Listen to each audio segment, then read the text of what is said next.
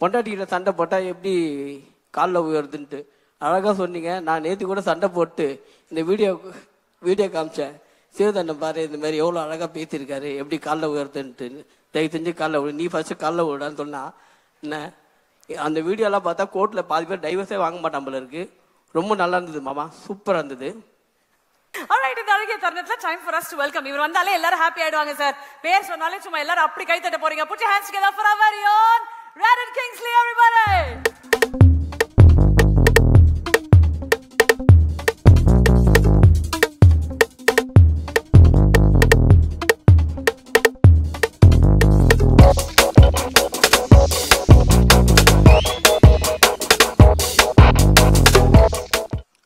எல்லாருக்கும் வணக்கம்.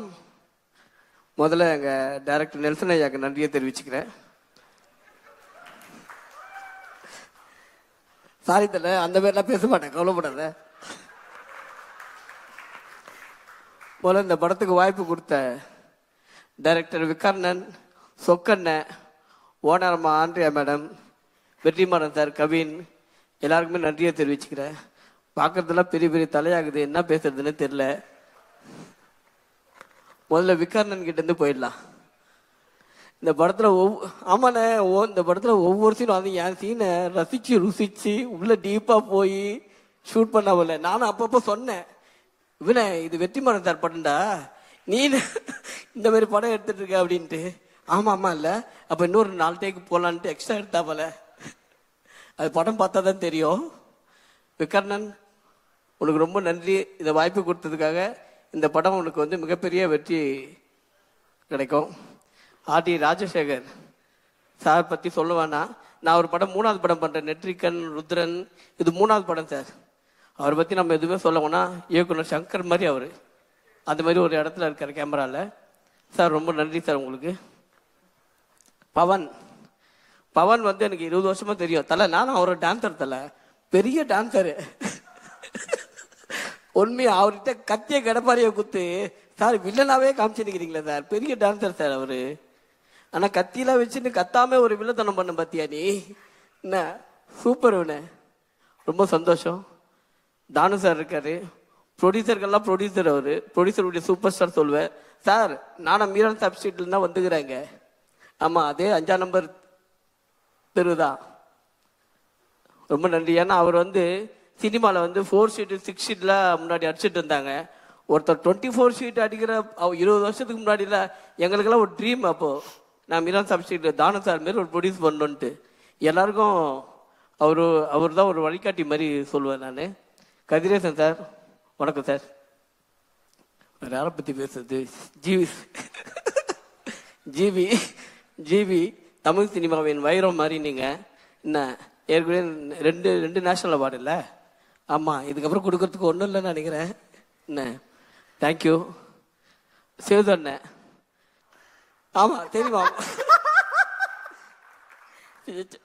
சரி சேது மாமா கூட சொல்லிக்கலாம். என்ன சேது மாமா வந்து அவர் கூட நான் ஒரு படம் பண்ணியிருக்கேன். எனக்கு நம்ம நடிக்கிறதுலாம் அவர் பாராட்டுறதுக்குன்னா அது சேது மாமாவை தான். நம்ம நடித்து ஒரு ஃபோன் பண்ணாலும் அது அவர்கிட்ட தான் வரும். ரொம்ப நன்றி. அவரோட ஒரு படம் பண்ணேன், வாழ்க்கையிலையும் யதார்த்தமாக இருப்பாப்பல, நடிப்புலையும் யதார்த்தமாக இருப்பாப்பல. நான் எப்படியாவது எங்கள் டேரக்டர்கிட்ட கோத்துணுன்னு நினைக்கிறேன், முடிய மாட்டேங்குது.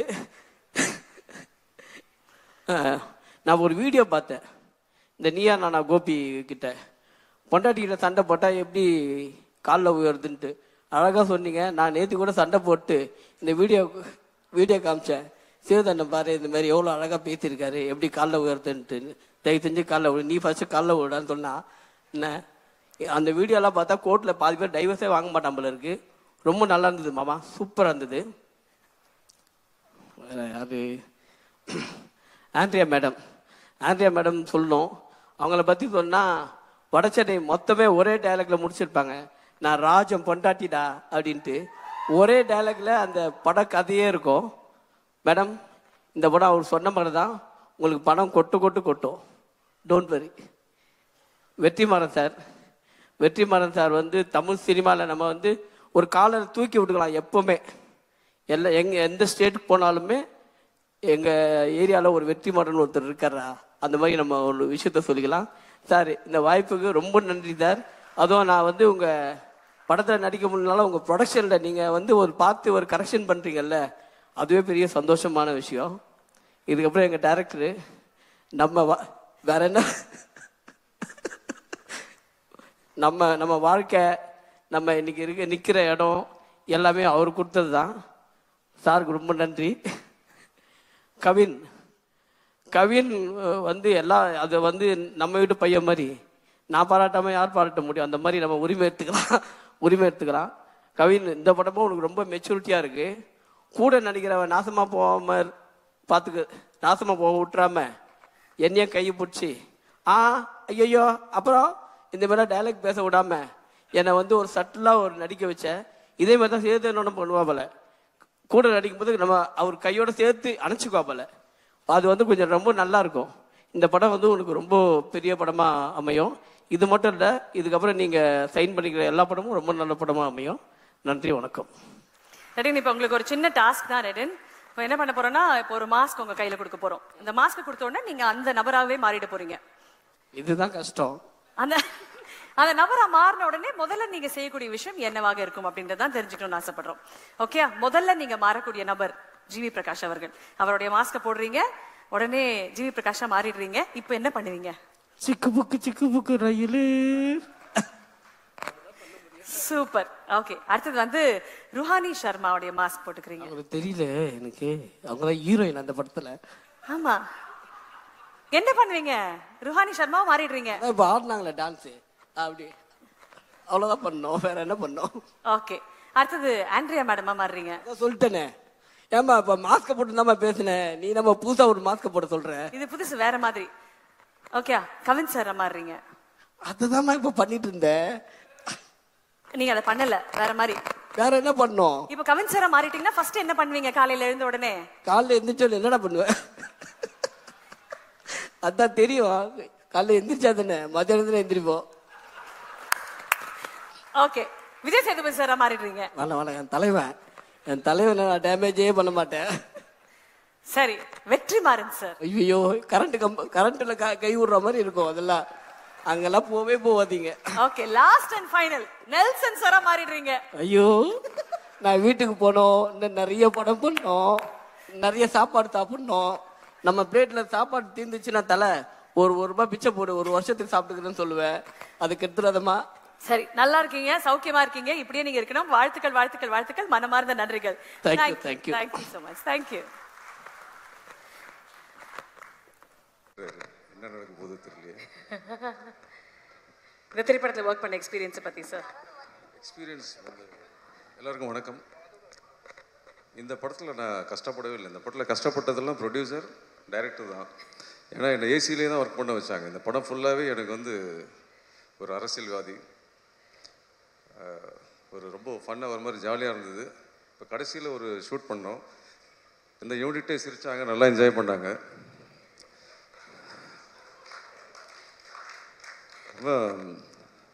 ரெட்டினுக்கு ஒரு சீன் பார்த்தேன். ரெட்டின் உன்னோட செம்ம சீன் எனக்கு ஒன்று இருக்குது. இதில் எல்லாருமே நல்லா என்ஜாய் பண்ணாங்க. கேமராமேன் சார், ஆர்டி சார் எப்படி இருந்தது? நான் கூட கேட்டேன், கண்ணு கெட்டு போச்சான்ட்டு. எப்படி சார்? அதுதான் இதோ பார்க்குறாங்க ஆண்ட்ரியா. அவங்க வந்து இந்த படத்துலேருந்து இனிமேல் அவங்க வந்து டீசெண்டாக படித்த சொன்னாக்கா தெரியாதா?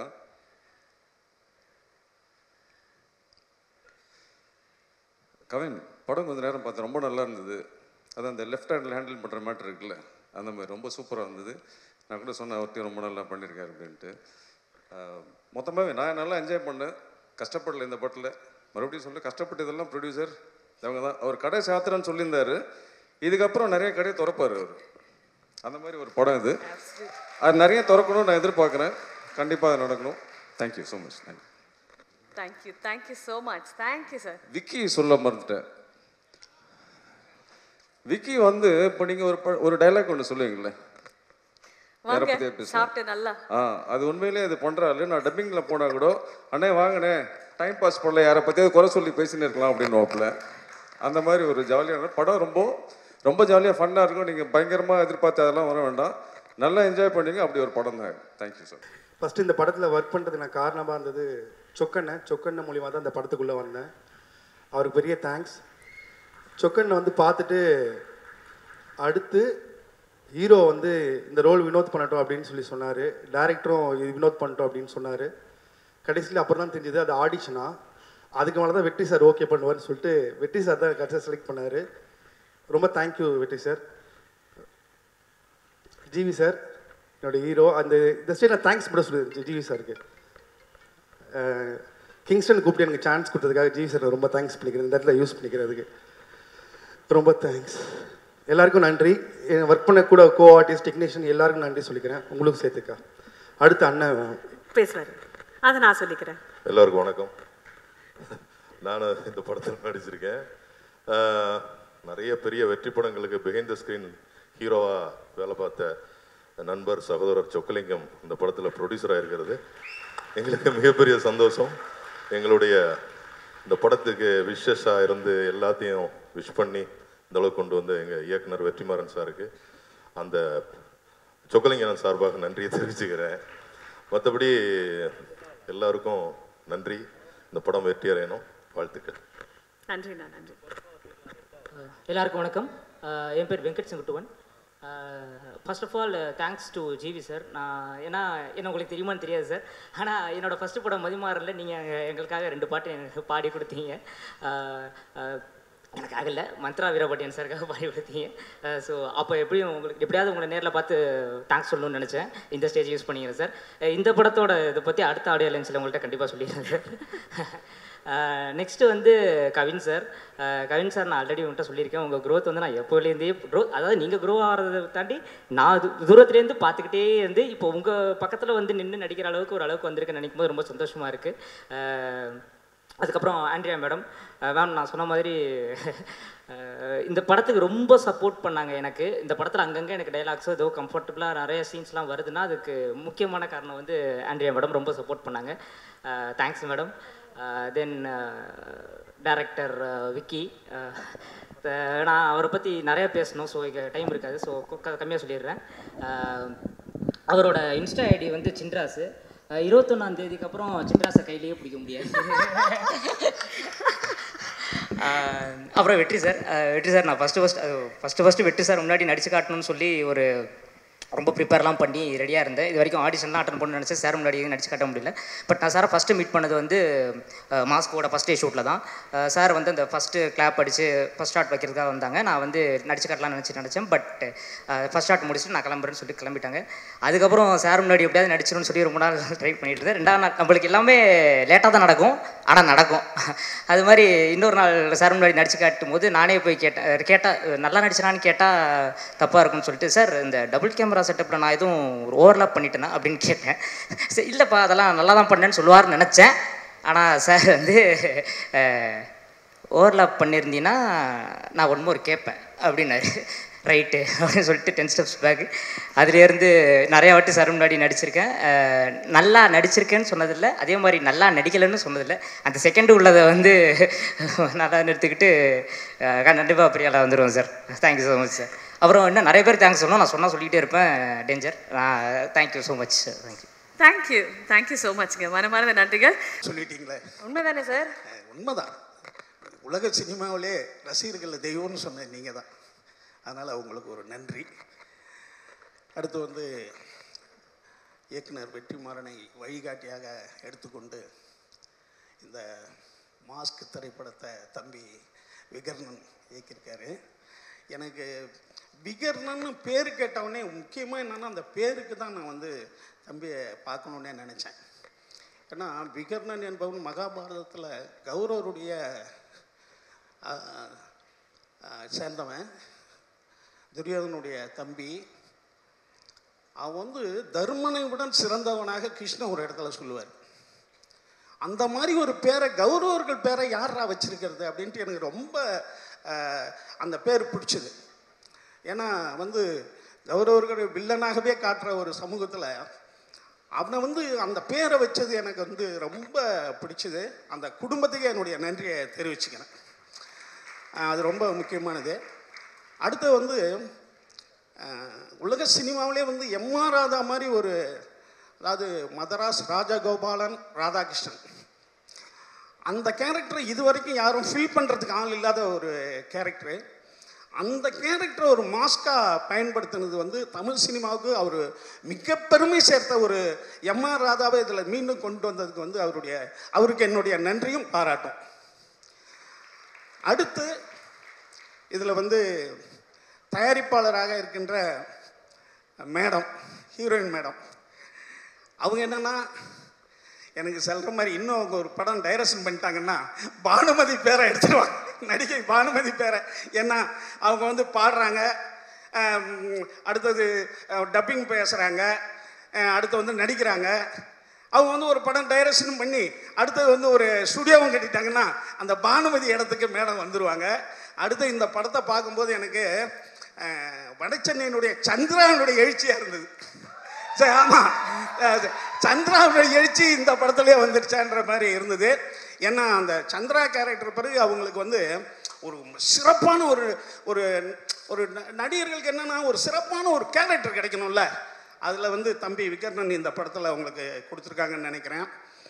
அடுத்தது இன்னொரு தயாரிப்பாளர்ன்ற என்னுடைய அன்பு நண்பர் சொக்கப்பன், ஆனால் நான் சொக்கப்பன் தான் சொல்லுவேன் அவரை. நீங்கள் காலையில் 4:30 மணிக்கு வடபழனி முருகன் கோயில் கேட்டில் போய் நின்னீங்கன்னா ஒருத்தர் நிற்பார் அந்த கேட்டை பிடிச்சிக்கிட்டு. அவர் பேரை நீங்கள் சொக்கலிங்கன்னே கூப்பிட்டுடலாம், அவர் தான் சொக்கலிங்கம். 4:30 மணிக்கு ஏஞ்சி குளிச்சுட்டு டெய்லி இருப்பாருங்க அங்கே. நம்ம என்னைக்கா ஒரு நாள் போனோம்னா நம்மளுக்கு முன்னாடி அவர் இருக்கார். அவர் ரொம்ப ஆச்சரியமான ஒரு நண்பர். அவரை பற்றி நான் சொல்லணுன்னா, நான் வந்து 2000 வந்து 99 முகவரி படத்தில் நான் அசோசியேட்டாக ஒர்க் பண்ணும்போது அவர் வந்து அசிஸ்டண்ட் மேனேஜர், அண்ணன் ராஜேந்திர மேனேஜர், ஒரு அசிஸ்டன்ட் மேனேஜர் இருப்பார்.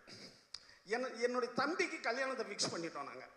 ஏன்னா நம்ம அசிஸ்டண்ட் டைரக்டராக இருக்கிறோன்றதால என் தம்பி எங்கள் மாமா பொண்ணு இது பண்ணிட்டோம். அப்போ வந்து அஜித் சார்கிட்ட எனக்கு இன்விடேஷன் கொடுக்கறதுக்கு கூச்சமாக இருந்தது. நீ ஏன் கல்யாணம் பண்ணலன்னு அவர் கேட்டுருவார் அப்படின்ட்டு. அதே மாதிரி அந்த ப்ரொடியூசர் சக்கரவர்த்தி சார்கிட்டையும் நான் இன்விடேஷன் கொடுக்கல. ஏன்னா அவர் என் மேலே ரொம்ப பிரியமாக இருப்பார். அவருக்கும் நான் கொடுக்கல, தஞ்சாவூரில் வேலை இருக்குன்ட்டு. ஆனால் சொக்கலிங்கத்துக்கிட்ட மட்டும் சொன்னேன் நான், இந்த மாதிரி என் தம்பி கல்யாணம். அந்த 99 நான் தஞ்சாவூருக்கு போகிறதுக்கு எனக்கு 500 ரூபா கொடுத்து அனுப்புதுன்னு சொக்கலிங்கம் இந்த ப்ரொடியூசர். அப்போ 99 500 பாருங்கள், அவர் மறந்துருக்கலாம், என்னால் மறக்க முடியாது. அந்த மாதிரி சொக்கலிங்கம் வந்து மிகச்சிறந்த ஒரு மனிதாபிமானி. இந்த படத்தின் மூலமாக அவர் மிகப்பெரிய ப்ரொடியூசராக வரணும், அது வெற்றி மூலமாக அது நடந்திருக்குன்றது என்னுடைய மகிழ்ச்சி. அடுத்து கவின் நான் வந்து ஒரே ஒரு நாள் தான் அவருடைய காம்பினேஷனில் நடித்தேன். அவரை பார்க்கும்போது கவிதை இருக்குல்ல, அது ஆண்பாலும் கிடையாது பெண்பாலும் கிடையாதுல்ல. ஒரு கவிதைக்கு ஆண்பால் இருந்தால் என்னவோ அதுதான் கவின் அப்படின்னு நான் நினைக்கிறேன். ஆனால் அவர் மரபு கவிதை, புது கவிதை கிடையாது. புது கவிதை ரொம்ப ஈஸியாக எல்லாருக்கூடையும் அப்படி இப்படி இருக்கும். மரபு கவிதை ரொம்ப தனிமையாக இருக்கும், ரொம்ப புரியாமல் இருக்கும், அப்படி ஒருத்தவர். அதனால் அந்த கவினுக்கு எனக்கு வந்து டாடாவுக்கு பிறகு இந்த படம் மிகப்பெரிய ஒரு வெற்றி படமாக இருக்கணும். ஸ்டார்லாம் வந்து மிகப்பெரிய பர்ஃபார்ம் பண்ணார் அவர். இந்த மாதிரியான ஒரு தனித்திறமை உள்ள நடிகர்கள் தமிழ் சினிமாவுக்கு வரம், அப்படி ஒரு வரம் தான் கவின். அடுத்து வந்து ஜீவ பிரகாஷ், எங்களுக்கு கூட தொடர்ந்து பயணிக்கிற ஒருத்தர். ஜீவ பிரகாஷ் வந்து ஒரு குழந்தை தொழிலாளியாக வந்து அரசிடம் தப்பிச்சவர். அவருக்கு சிக்கு எல்லாம் பார்த்தீங்கன்னா ஒரு 4-5 வயசு குழந்தை பாடுறாங்க. உண்மையாலுமே என்ன பண்ணுவோம், ஒரு டீ கடையில் குழந்தை தொழிலாளி வேலை செஞ்சால் கவர்மெண்ட்டுக்கு வேலை என்ன? தப்பிச்சு வந்து இன்னைக்கு 2 நேஷ் அவார்டோட இருக்கிறவர். குறிப்பாக வந்து எங்கள் அசுரன் ப்ரொடியூசர் ஐயா இருக்காங்க, அதில் உள்ள ஆர்ஆர்லாம் நான் அதில் நேஷ் அவார்டு வாங்கணும்னு நினச்சேன், ஆனால் அது கொஞ்சம் மிஸ் ஆகி, ஆனால் வாங்கிட்டாப்புல, 2 அவார்டு வாங்கிட்டாப்புல. அடுத்தது எங்களுடைய ஐயா தானையா, அதாவது ஷாருக் கான் ஒரு தடவை சொன்னார், நீங்கள் நிறைய உதவி செய்கிறீங்கன்னு கேள்விப்பட்டேன், ஆனால் அது ஏன் வெளியில் காட்ட மாட்டேறீங்க, யாருக்கு உதவி செய்கிறேன்னு காட்ட மாட்டேறீங்க அப்படின்னு கேட்டதுக்கு ஷாருக் கான் சொன்னார், உதவி பெறுபவனுக்கும் தன்மானம் இருக்கிறதுன்னாரு. உதவி பெறுபவனுக்கு ஃபோட்டோவில் காட்டிட்டா அவனுக்கு தன்மானம் போயிடுச்சு இல்லைங்க. உதவி பெறுபவனுக்கும் தன்மானம் இருக்குன்னு மிகச்சிறந்த ஒரு வாசகத்தை ஷாருக்கான் சொன்னார். அப்படி ஒரு மிகச்சிறந்த உதவிகள்லாம் பண்ணுறவர் தான் ஐயா தானையா. உண்மையாலுமே அவர் ஒரு வாழும் வள்ளல் தான். ஒரு தடவை ஒருத்தர் உதவி கேட்க வந்தார். எங்களெல்லாம் வெளில போக சொல்லிட்டார். அவர் உதவின்னு கேட்கல, ஒருத்தர் வரார். நாங்கள் உள்ளே இருந்தால் வெளில போக சொன்னார். நாங்கள் வெளியில் வந்துட்டோம். உள்ளே அவங்க பையனும் போனான். அப்புறம் சரின்ட்டு போயாச்சு. அவரு எனக்கு தெரியும். அப்புறம் அவர் வந்து எனக்கு ஃபோன் பண்ணி சொன்னார், ஒன்றும் இல்லை சார், நான் ஒரு காலேஜுக்கு ஃபீஸுக்காக உதவி கேட்டேன், அதுதான் உங்களை வெளியில் போயிட்டு வந்து எனக்கு தந்தார். அது முக்கியம் கிடையாது. அந்த பையனும் கொஞ்ச நாள் கழிச்சு வெளில வந்துட்டான். உங்கள் பையன் வெளியில் வந்தாங்கன்னு கேட்டேன். உதவி கொடுத்துட்டு தானையா சொன்னாராம், நீ உதவி வாங்கும் போது உன் பையன் பார்க்கவே கூடாது, நீ உதவி கொடுக்குற மாதிரி இருந்தால் அதை பார்க்கவே உன் பையனை. எங்கு உனக்கு சரிசமமான மரியாதை கிடைக்குதோ அந்த இடத்துக்கு உன் மகனை அழைச்சிருப்போம். நீ உதவி வாங்குறதெல்லாம் உன் பையன் பார்க்கக்கூடாதியா. என்ன பழக்கம் அது? இல்லையா, இந்த உதவி வாங்குறத பார்த்தா அவன் நல்லா படிப்பான், அதெல்லாம் வீட்டில் போய் சொல்லு, இந்த உதவி வாங்கி தான் இந்த பணத்தை கொடுங்க. நீ உதவி வாங்குவதே உன் பையன் பார்க்கக்கூடாதியா அப்படின்னு சொன்ன மாபெரும் மனிதன். என்னுடைய வாழ்க்கையில் அதை இனிமேல் இதை கடைபிடிக்கணும்னு இருக்கேன். உண்மையாலுமே சொல்கிறேன், நான் வெள்ளை சட்டை ஆரம்பித்து போட்டதுக்கு காரணமே அவர் தான். அந்த மனசோட வாழ வேண்டாம் ஒரு மனிதன்ட்டு. அப்படி உள்ள ஒரு மாபெரும் மனிதர். அவருக்கு நன்றி. அடுத்து வந்து விஜய் சேதுபதி. எந்த பால் போட்டாலும் அடிக்கிறதுக்கு ஒரு தமிழ் சினிமாவில் ஒரு நடிகர் இருக்காருன்னா அவர் தான். ஹீரோ படங்களில் ஹீரோ நடிக்கலாம். இந்த படத்தில் ஹீரோவே நடிக்கக்கூடாதுன்னா ஹீரோ நடிப்பார் அவர். ஏன்னா அவர் மேலே அவருக்கு நம்பிக்கை இருக்குது. அவர் மாதிரி ஒரு சிறந்த நடிகர் தமிழ் சினிமாவுக்கு கிடைச்சது இன்னொரு வரம். இன்னொன்று, கவினுக்கும் அவருக்கும் ஒரு ஒற்றுமை இருக்குது. சின்ன சின்ன கேரக்டர் பண்ணி பெரிய இடத்துக்கு வர முடியுன்றத வாழும் வரலாறாக 2 பேர் இருக்காங்க. அவருக்கு என்னுடைய நன்றி. மற்ற சேத்தன், நம்ம மூணார் ரமேஷ் இருக்கிற அன்பு உள்ளங்களுக்கு எல்லாத்துக்கும் என்னுடைய நன்றி. வேற யாரையாவது விட்டுருந்தானா அண்ணன், ஐயோ குருநாதர், ஆடி ராகேஸ்வரன் குருநாதர். அதாவது இந்த காக்க காக்கல ரோடு சாங் ஒன்று இருக்குங்க, இன்னைக்கும் பாருங்க, அதை யாராலையும் தொட முடியாது. எங்க கேமரா போகுது, என்ன வருது, ஐயோ ஐயா தான் அதுக்கு ப்ரொடியூசர். அப்படி அதாவது எங்களுக்கு பிசி சிகாம் கேமராமேன் இருந்தால் அவங்க அசிஸ்டண்ட்லாம் வந்து கேமரா பண்ணுவாங்க அவங்க இல்லாத நேரத்தில். ரவி கே சந்திரன் இல்லைன்னா இவர் தான் பண்ணுவார். ஏன்னா முகவரி நான் அசோசியேட்டாக ஒர்க் பண்ணேன்னா அடுத்த படம் வந்து சிட்டிசன், மேக்ஸிமம் அவர் தான் கேமரா பண்ணார். அண்ணன் ஆர்டி தான் பண்ணார் அந்த படத்துக்கு சிட்டிசன். இன்னொன்று, மாஸ்டர்ஸில் சில பேர் இருப்பாங்க, கேமரா மாஸ்டர்ஸு, அதில் அவர் ஒருத்தர். ஒவ்வொரு படத்துலையும் வித்தியாசமாக இருக்கிற, வித்தியாசம் காட்டுகிற, உற்சாகமாக இருக்கிற, இன்றைக்கும் பார்த்தீங்கன்னா இன்றைக்கி இன்ஸ்டியூட்டில் படித்த மாதிரியே பேசுவேன். அப்படி ஒரு மனசாலும் மிக உற்சாகமான ஒரு மனிதர். அவர் கூட நான் வேலை செஞ்சதுக்கு ரொம்ப பெருமையாக நினைக்கிறேன். வேறு யாரையாவது விட்டுருந்தா பெரிய மனசு பண்ணி மன்னிச்சிங்க. நன்றி, வணக்கம். இந்த மாஸ்க் மிகப்பெரிய ஹிட் ஆகட்டும். அப்போ மீண்டும் சந்திப்போம். நன்றி.